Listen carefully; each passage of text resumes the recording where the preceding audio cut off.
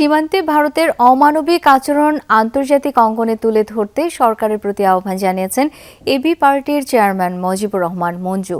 সকালে রাজধানীর বিজয়নগরে দলের কেন্দ্রীয় কার্যালয়ে সীমান্ত হত্যা, পৌশিন ও কাঁটাতারের রাজনীতি শীর্ষক সংবাদ সম্মেলনে এই আহ্বান জানান তিনি।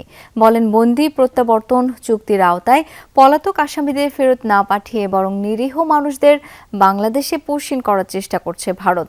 একই অনুষ্ঠানে দলের সাধারণ সম্পাদক ব্যারিস্টার আসাদুজ্জামান ফুয়াদ বলেন, ভারত দশকের পর দশক ধরে রাষ্ট্রীয় সম্পর্কের পরিবর্তে একটি নির্দিষ্ট রাজনৈতিক দলকে অগ্রাধিকার দিয়ে এসেছে। নির্বাচিত সরকার আসার পরও সীমান্ত নিয়ে ভারতের আচরণে কোনো পরিবর্তন আসেনি।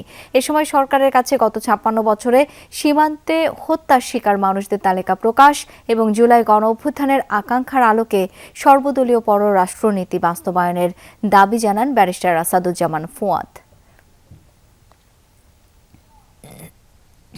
সকল দল মিলে এ ব্যাপারে একটা